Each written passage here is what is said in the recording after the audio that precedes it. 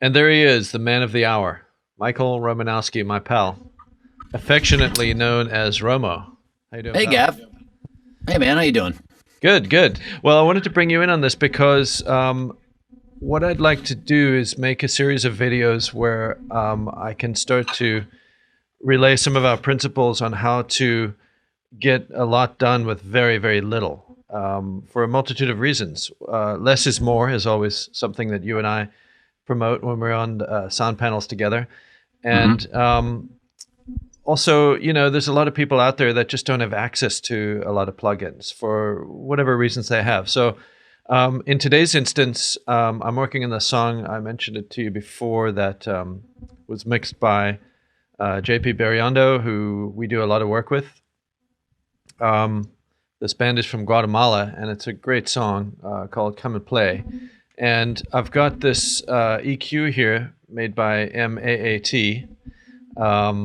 I And love that one. yeah, and Yeah. I know you had something to do with, helping them give feedback and helping them build it. Maybe you can tell us what you did. But I've also got the ATR 102 plugin from the UA suite, which I know is modeled on your equipment, and I know Right. you're intimate with that. And I've got an L2. So with those three plugins, I'd like to tweak the song and bring it into some semblance of order, um, and just kind of explain to the audience how I would approach that just using these three EQs. But I wanted to connect with you because on those two plugins, I know you have a lot of knowledge and depth within the development of those. So on this song in particular, any song really, when you're dealing with the music, once it comes to us, you're getting the balance. You're getting the overall balance, the lows, mids, and highs in order, and we get very intricate, and you can get way into it in great depth. But essentially, you're creating that balance. And on this song, like many songs that come in a monitoring environment, if you've got too much high end, if your speakers are a little too bright, you're going to darken that mix a little bit. So I would like to kind of crack this mix open a little bit, bring some shelf EQ at 10 or 12K, and I'd like to also punch the bottom up a little bit.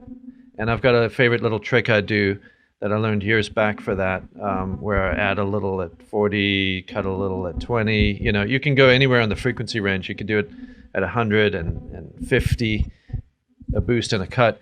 So I think on the EQ, I'd like to play around with that a little bit. And then on the ATR 102 plugin, just talk to you about your ideas on how to get into some saturation and some glue and that kind of thing. And then on the L2, once we get our gain structure sorted, we'll just put a little minus a tenth at the top so we don't get any overs. And we should have something we can export and is very listenable. On the Awesome. bottom of my session, I've got a version of it that I did on the analog console, so we can compare at the end to see how close we can get to that with these plugins. So, can you start by Very telling me cool. what you know about the thEQblue from MAAT? Well, it's a very cool EQ. One of the things I like about it is the different shapes and types of EQ. I don't know if you've dug in too much about the structure, as they call it. Um, have you done that? Have you? Sorry to throw a question right back at you, but you can change to proportional EQ, or you can change different how the EQ reacts. I think it's one of Yeah. the strong points of this one. It I would say models or behaves like different EQs, and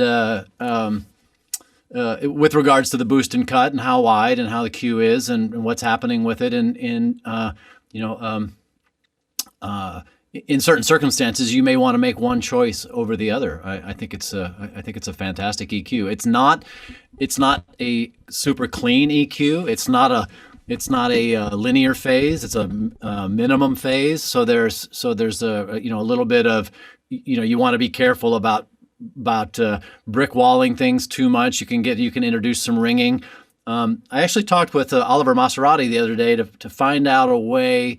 One of the things for me was I was wanting to do a little bit of if I wanted to do a high pass, like let's say something was, you've got a lot of rumble or something going on, you can actually stack put the same version and a couple of different, at the exact same point. You could take, let's say, 3 or 4 bands and make them exactly the same. And what happens is they overlap each other. So if you're doing a high pass and you're doing this, and you put a couple on those, they end up being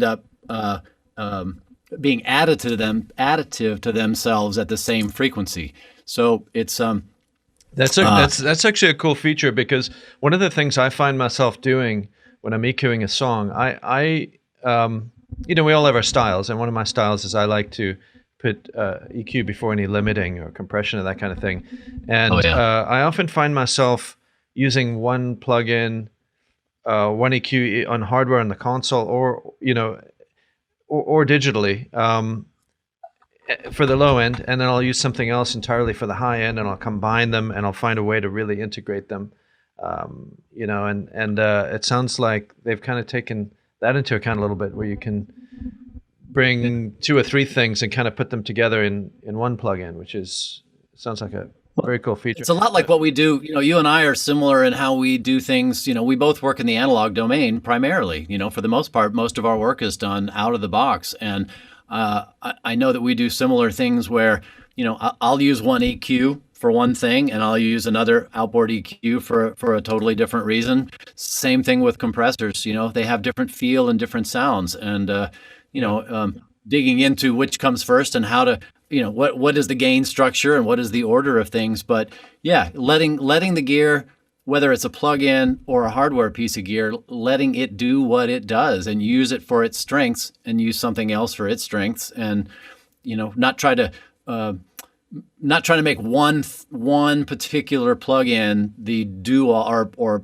outboard piece of gear, handle all the heavy lifting. Smaller moves, but the right smaller moves on the right choices yield the best results. Yeah, less is always more. On this particular EQ, pertaining to your question, I haven't yet familiarized myself with it fully. What I was doing was bringing it in as a tool to see what I could do with the song. I was practicing on the song before we started the filming, and I found that if you add a little at 40, cut a little at 30, 35, somewhere around there, it really did a nice thing to the low end. But what really struck me is the musicality of the high end. I went with a shelf and opened it up 10 to 12K, a dB or 2 around there, and just that EQ alone really brought the song to life in a way that was very pleasing. And the smoothness and the musicality of the high and the mids, I haven't really come across anything out there.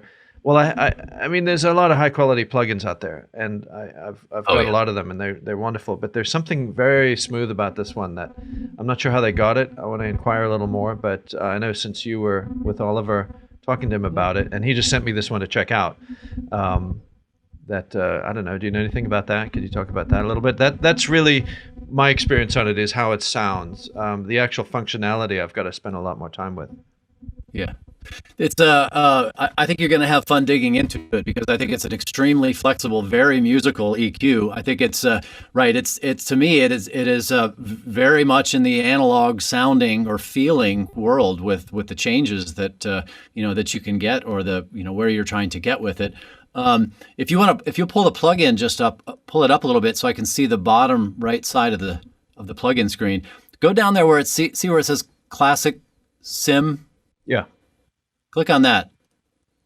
Have you explored with those very much? Not yet.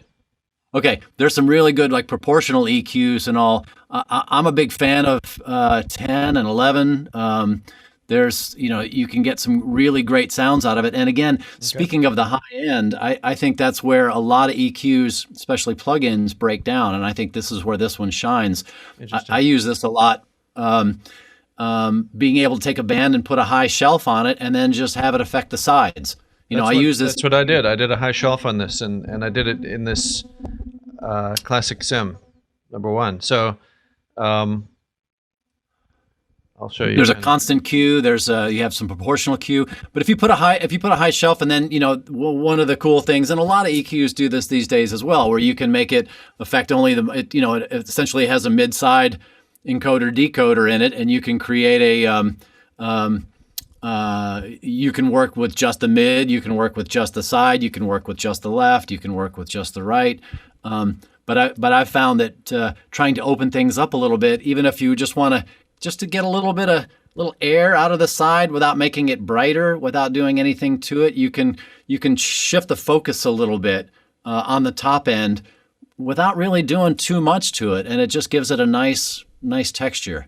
I think one of the other interesting things, if anybody is seeing this for the first time, how it presents itself, you're not seeing the standard analyzer. This is a different version of that, and I actually, it took me a little bit to get used to it. I really like it. Yeah, I really like how. Let me play the song for a second so people can see. Yeah, absolutely.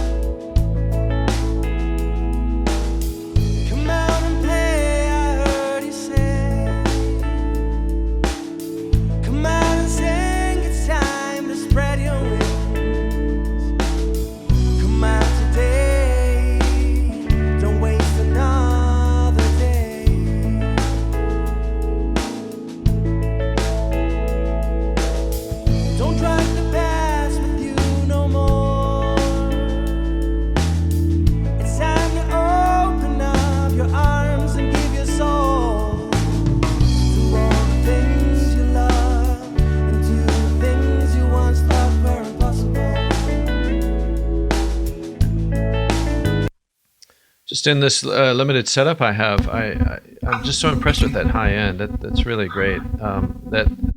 Try this. May I make a suggestion? Yes, please. Click on the go back to the number one there, your high band, and I think it's right click on it or click on the stereo. I forget exactly. I'm so used to doing it remotely or doing it. Yeah, do difference, and then listen to that.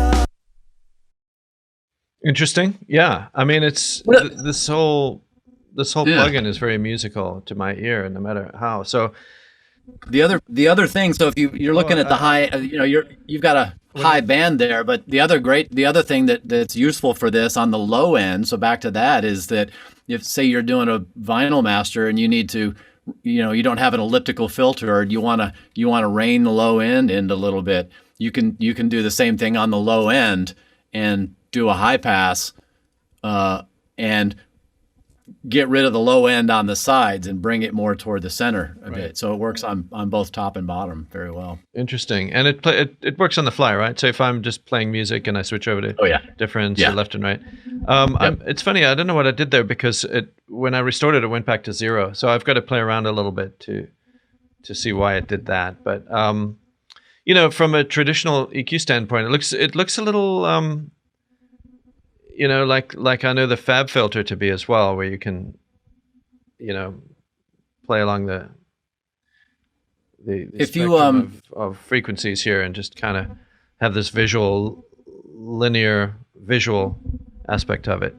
But down here you also can see exactly what you got. So visually it's wonderful, very easy. But, as with anything, I'm going to be less motivated by how easy it is to use and more motivated by how smooth it is, because I want digital to sound like analog, and I know you do too. So that's part of this video here that we're talking about. It's essentially to point out that this EQ is a very musical EQ to get your balance with, and to my particular ear, and yours might be different, I think just a little nudge on the bottom to tighten that up and get a little sheen and shine on the top. This EQ can do that, but that goes into then how we're going to get our gain structure. And let's also talk about this EQ, which I've been dying to talk to you about for many months now. I've been enjoying this. What I can answer for you. But did I cut you off on anything before we move on to the next thing? Did you feel like you want to talk more about this? Well, the other thing I'd say about that, I mean, there's a couple of other things that, certainly that the graphic, if you click the right above the question mark on the right hand side, you see those little bars. Up here, you mean? Down to look at the question mark on the bottom right. Looks like an information. Keep going down, and right there, those bars right above. Click on that. Okay. So you can change the scaling for sure. What you're seeing, you can certainly change the scale of, like, one of the things I'll get in and do for, so you'll see the info. Yeah, exactly right. So where is the energy? How much energy is showing up at what color? So you can, if you're working on different styles of music that have different densities or so, you can easily dial in. The other is the scale of the plus or minus. One thing I find with plugins, especially EQs, is that it's easy to look at them visually and go, oh, well, I need to move that up 2/3 of the screen. You really, sometimes you only want a dB, but it's easy to take the visual and go, well, I'm just doing a little bit. It doesn't look like much, so let's move it far, rather than using your ears necessarily. So I go in and scale these things to like plus or minus 2 or 3 or something, just so I'm, not using my eyes or not relying on that. Yeah. Because it looks like not much of a movement. Right. And less is more. The other thing, they've got a very interesting process called FiDef, which I can't talk too much about because I don't know too much about. I know a little bit about what's going on behind the hood, but not enough to speak. So you know about high def, but you don't know about FiDef. FiDef, I definitely know about high def, but FiDef is it's kind of like dither in a different way. It's adding noise that decorrelates, or it's adding something back into it that gives it a particular feel. I like it a lot. Yeah. Well, we've got on this plugin string, we've got the L2, which has no dither, but at the end, maybe I'll save that and we'll figure out what dither to use, type 1, type 2, or, there's really not much in the option, but let me actually set this right now. The output setting, I always go minus 1/10. Yeah. Just to not create overs. And I'm kind of digressing here a little bit, but I'm going to increase the gain on this track a little bit. I like to do it visually to kind of fill up my screen. I know you're more of a Logic user than Pro Tools. Me? Oh no, you don't use Logic. You're what's your preferred playback engine? I use Nuendo when I'm Nuendo. Sorry, I confused that. Yeah. I'm a fan of Pro Tools. I like the functionality. I got used to it, and I've been using it for years. So I like to get on this screen. I like to get just a kind of take it visually there, and then I'll get my processing, and then I'll take it home at the end with an L2 or something like that. Some kind of saturator tool. Good to have a safety too on that. Yeah, absolutely. Yeah, exactly. So yeah, and when I was talking about dither, I didn't mean necessarily to go into what you were doing on the back side of that. I just meant the idea that dither is a way of adding noise to mask problems. Right. Yeah. It's a different version of that, but and glue. It's a glue to put it all together. So if you're using an equalizer, and your ear tells you to shape the bottom, or maybe bump the mids, or something like that, or maybe put a few things layered over each other so everything works together to bring it to life. And your ear has to tell you that. Everybody's going to do it differently. You and I will work on this song differently. We've known each other for 30 years. We're still going to work on something differently. Your ears tell you something different day to day. Even I might do something different. Right. So, so the glue aspect. Can we shift the topic over to this ATR, because this is This is a plugin that I really, really enjoy, and what I really like, in addition to all the things I enjoy about it, is that my buddy Romo had this plugin modeled from your machine. Can you tell us about that? Well, it's so this machine actually currently, besides mastering, I'm also co-owner of a label called the Tape Project with my mentor and friend Paul Stubblebine, and we do. Long story short is we release 1/4-inch tape, direct copies from the analog masters, and so the machine that this was modeled after was the one that we currently have in our duping facility. So it's the source playback as a 1-inch version of this. 1-inch head stack is our running master to do our real-time dupes to our tape machines. And we have a bank of ATRs. We have anywhere from 3 to 5 of them at any given time that we're running from the machine that this was modeled from. So it's still in use every day, and it's a workhorse, and it's awesome. We have heads on it from Greg Orton, and we use the ATR 1-inch tape as our running masters for it, and that's something that got brought into here as well. What can you tell me about this plugin? I've tried it in various ways, and it's cool. I've had a couple of challenges, in dealing with gain structure on repro and record and that kind of thing. What do you think the best way to use this is? To just, I'm always out there preaching less is more. Less is more. It's always like that. If you listen to any of the greats, I mean, I've had conversations with the late great Jeff Emmerich, and he did all those Beatles recordings, and he would always tell me, you just plug in a mic and you balance it out and you're done, So it shows you that if you've got a good song, you don't need much. You just need to capture it well, And in this day and age that we're working in, here I am with a very minimal chain, an equalizer, and a saturator. Yeah. In between that, I would like to figure out how to get a little bit of tape hiss, a little bit of glue. What's the way to do that? What do you think about this plugin and the ways to use it, where you can go with it? Well, it's extremely flexible because you can do lots of things. You can make it really clean. You can keep it. You can add noise to it. You can choose, like, if you want to be all lo-fi, go to some of the slower tape speeds. Gives you some older tape formulations. I think UA did a fantastic job with the emulations of formulations. And actually the calibrations. You mentioned about the less is more in simplicity's sake. I would say for anybody who's using this and hasn't used a tape machine, starting off, actually open up hit the open button and show under the hood, and so there's a whole lot of controls. Make sure everybody knows where those are. But there's an auto calibration mode right in the center on that panel. Yeah. And if you have that on, it's automatically going through and looking at what the proper calibration would be for each tape type and its width. So when I first started using this plugin, I actually, I just wanted to throw in some tape hiss real quick, and I didn't dig in, and I had to go around here and look, and these buttons simulate what's on the front of an actual ATR, but they're slightly different.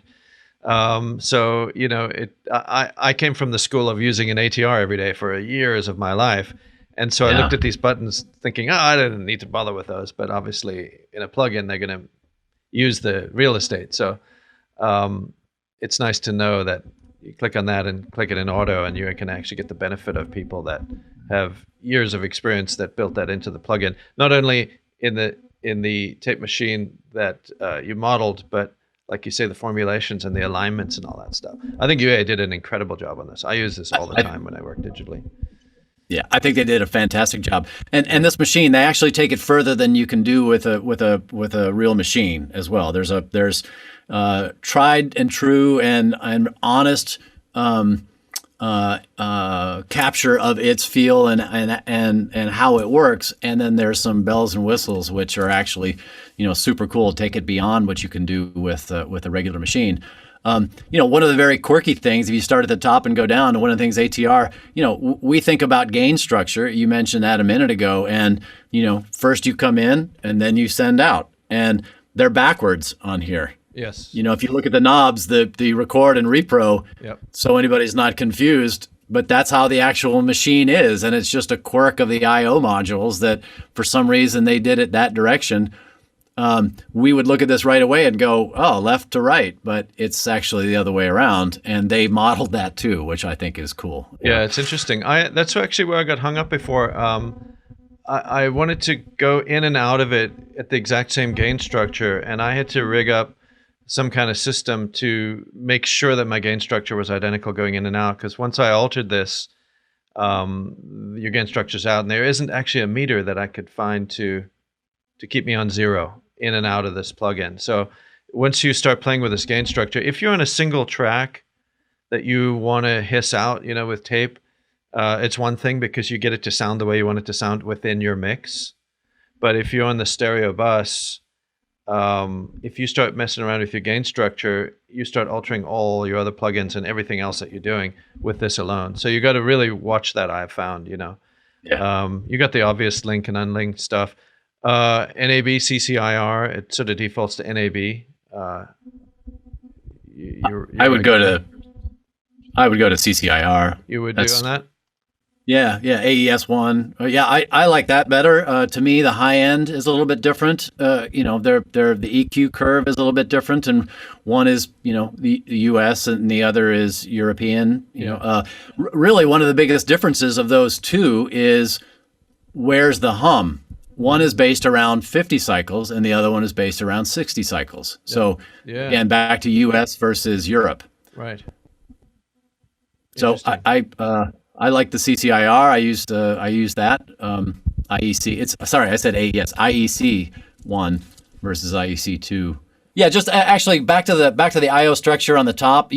For your own edification, Gavin. If you want to reset back to, let's say, factory default, just double click on reproduce or double click on record, and those will go to Unity. They'll take them back to. Very good. Okay, that's a good feature to know about. I did not know that. Yeah. So that's good. That's good. It also has the mod that a lot of people did with tape machines. These is take the transformer out. Yes. So you can keep the transformer in, transformer out. Sometimes it's a thing you want. Sometimes it's a thing you definitely don't want. And sure. The ability to do that, I've had a number of machines over the years, and some of them have been hardware modded to do so, and others not. And I always appreciate being able to make the decision based on the source rather than the limitations of the machine. If I listen to it and go, oh, you know what, it really sounds better without, or it really sounds better with it on or in, I can make that decision here. So let's go through from you. Just want to get a little tape hiss on this song. I want to go probably to 30, a more modern sound. We'll use maybe GP9. Well, if you want some tape hiss, I would say don't go to 30. You're adding more headroom, and you're lowering the noise floor of the medium. You can get more signal to noise ratio at 30 than you would if you backed it down. Okay, so what's your suggestion to just use this as a little glue, a little tape hiss without actually being in front of it and listening to the music adjusting it? Where would you go with it, top to bottom? Well, a good place is, so let's say, so I'd start with auto calibration. That way you don't have to deal with, you can turn which is awesome, wow and flutter, turn it on, turn it off. If you want that, well, we'll come back to that. I would start with the auto calibration on, and I would say my first decision would be, I would look at, well, you mentioned gain structure as well.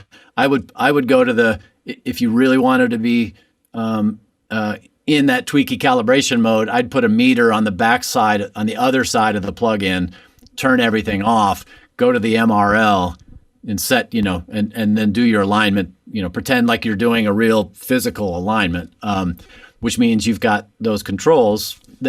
Oh, wait, I don't know if I have, oh yeah, I've got one right here. What they should have done is include, the digital version of the tweaker, so you could go in and just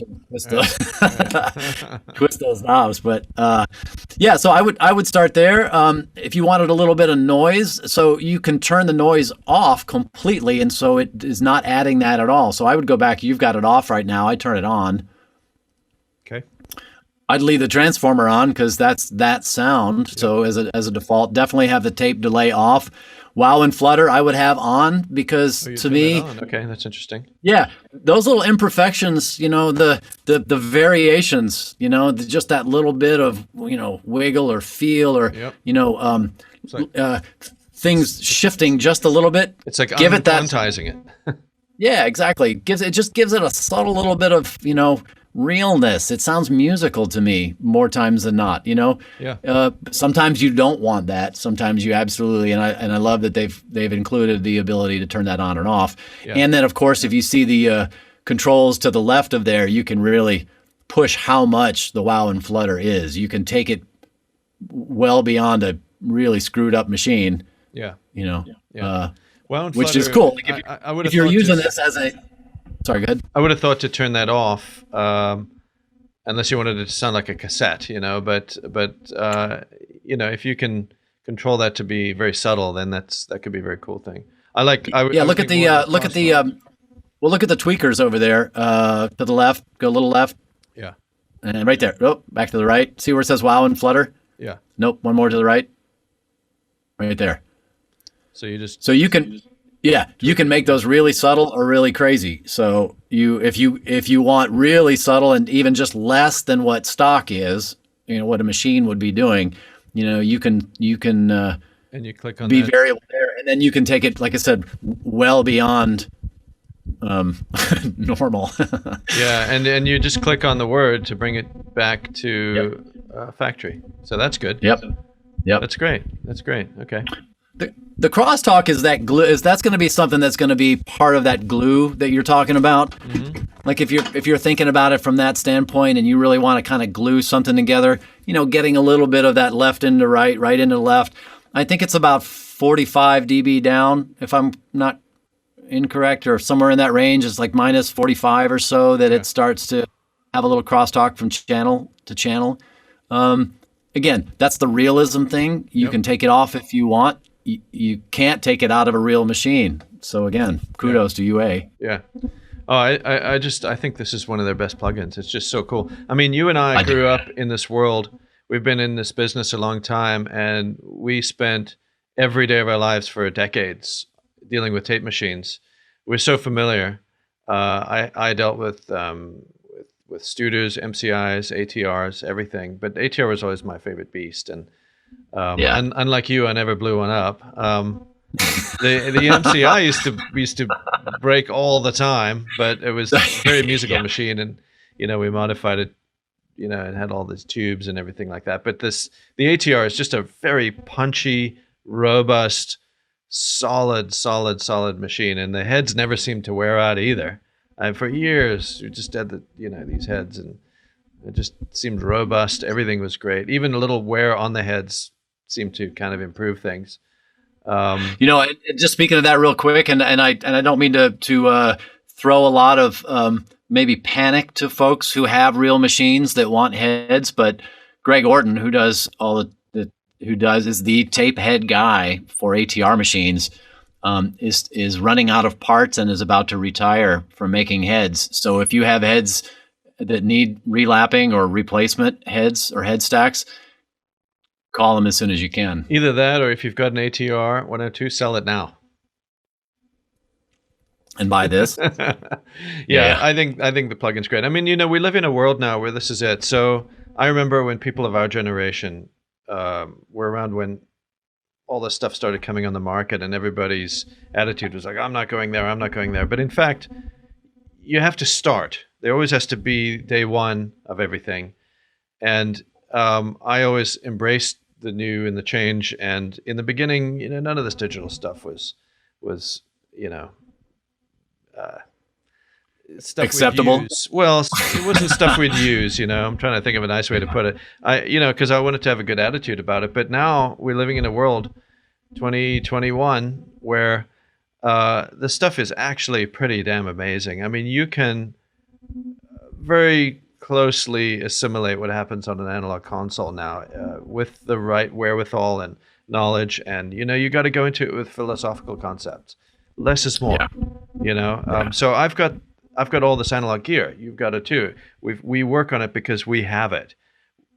We wouldn't necessarily invest in that in today's world. So I'm investing myself into this world of digital processing, taking my analog knowledge and connecting with buddies like you in the industry to go out and talk about this and talk about the people doing a fine job of bringing it to the forefront. And like I said before, it's exciting to me that this is your machine. My buddy Michael Romanowski That's your machine, and that's so cool to me.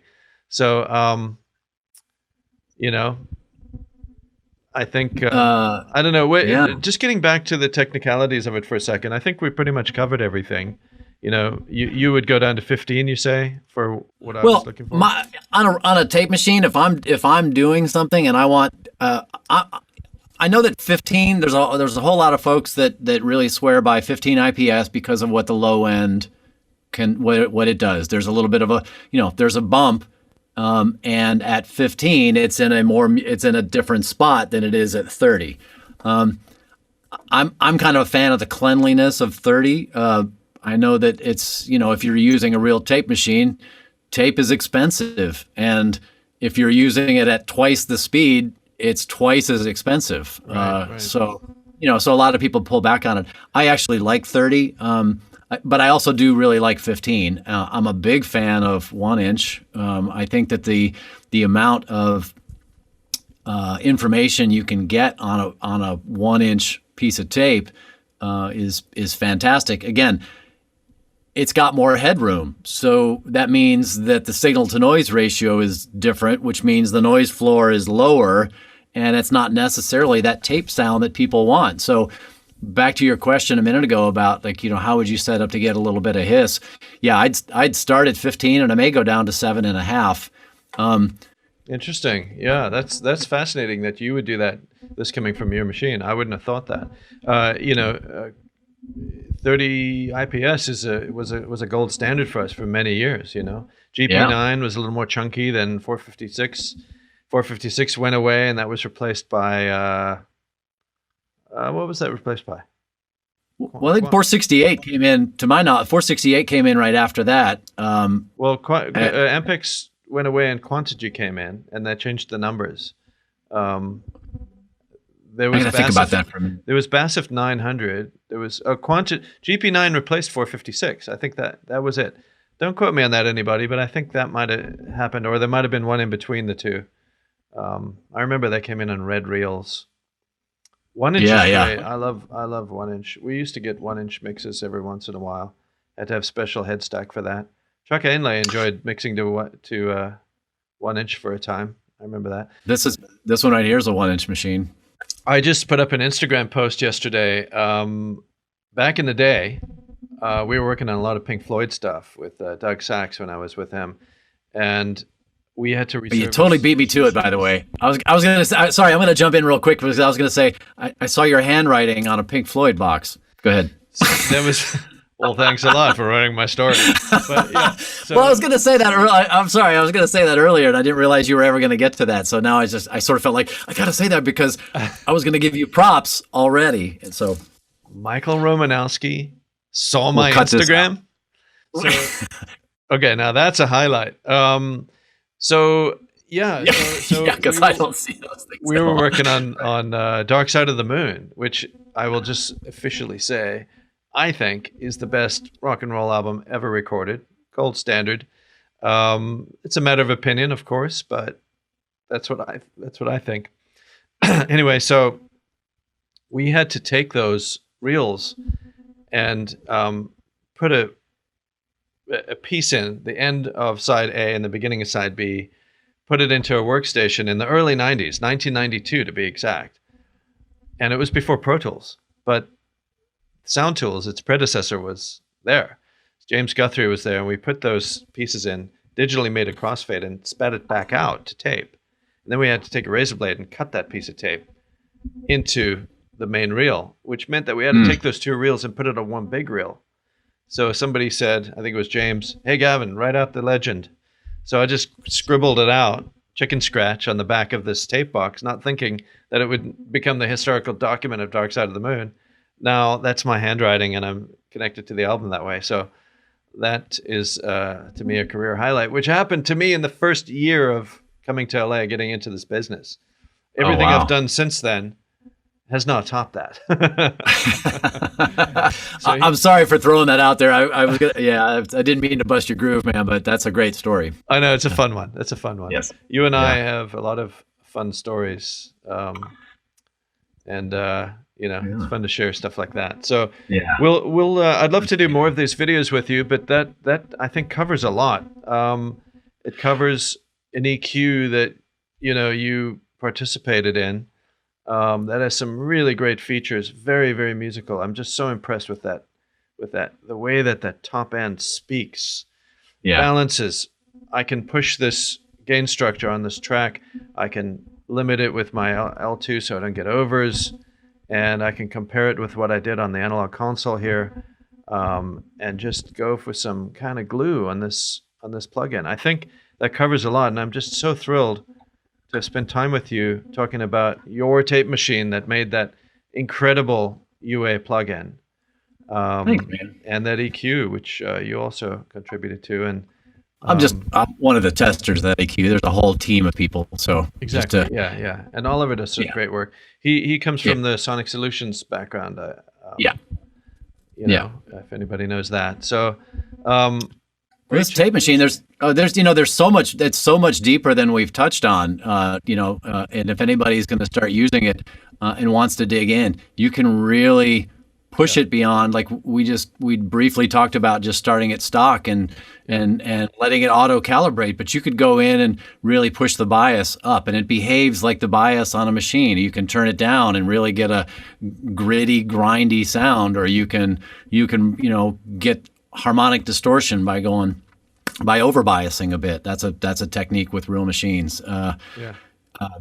Just the tape delay for that matter, like it's not beyond what the normal play and what the normal heads are, the repro and the sync and the fixed length of the head distance on a head stack. You can actually get some really cool slapback effects, and really it's an awesome effect unit. It's the best tape echo there is because it's a tape echo. It's awesome. So there's just so much more in this. We could make video tutorials on plugins, and go down that road. And it's hard not to actually get into that kind of dialogue. I just basically wanted to show, how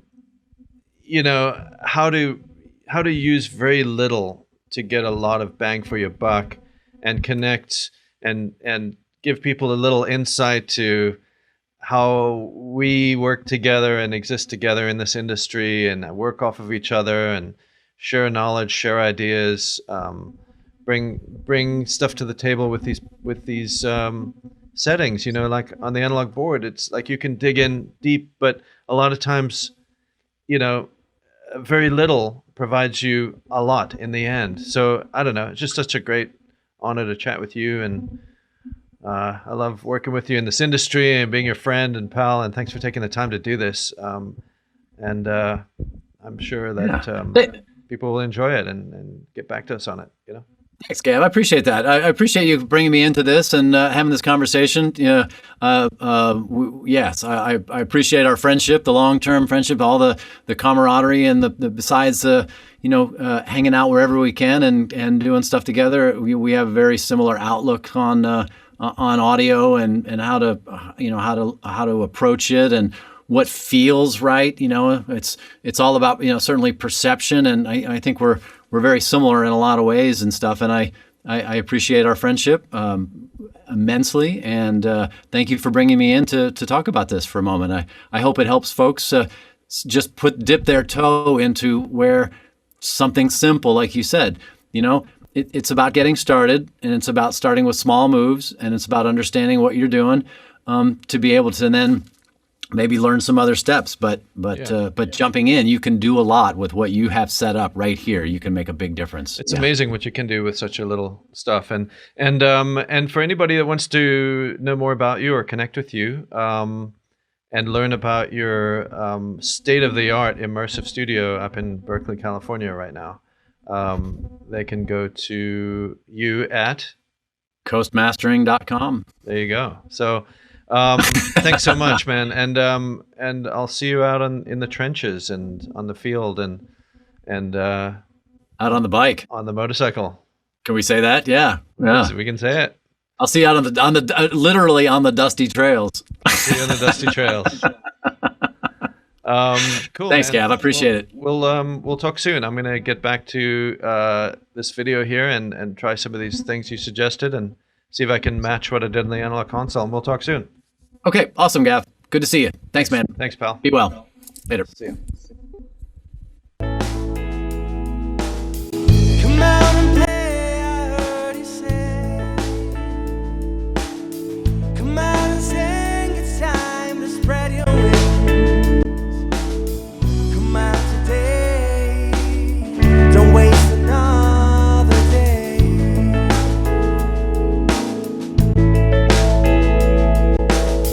Don't drag the past with you no more. It's time to open up your arms and give your soul.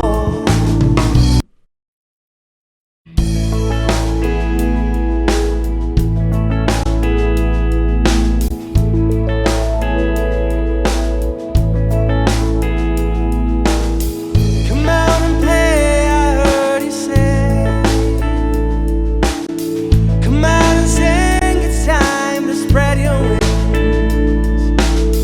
Come out today, don't waste another day.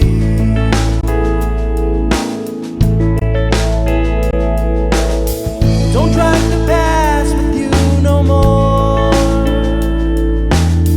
It's time to open up your arms and give your soul to all the things you love and to the things you once thought were impossible.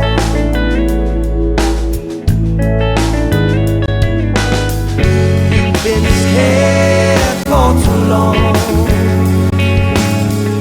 You've been hiding from the road.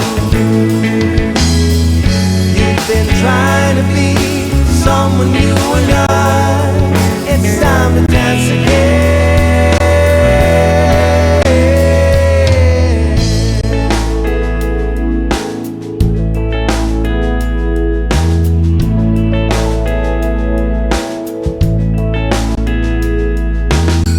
Come out and dance with me, my friend, so we can hear the music loud again. Come out and sing to me and do the things you once thought were impossible.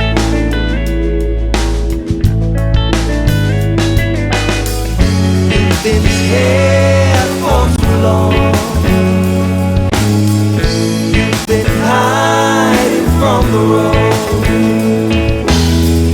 You've been trying to be someone you were not. It's time to dance again.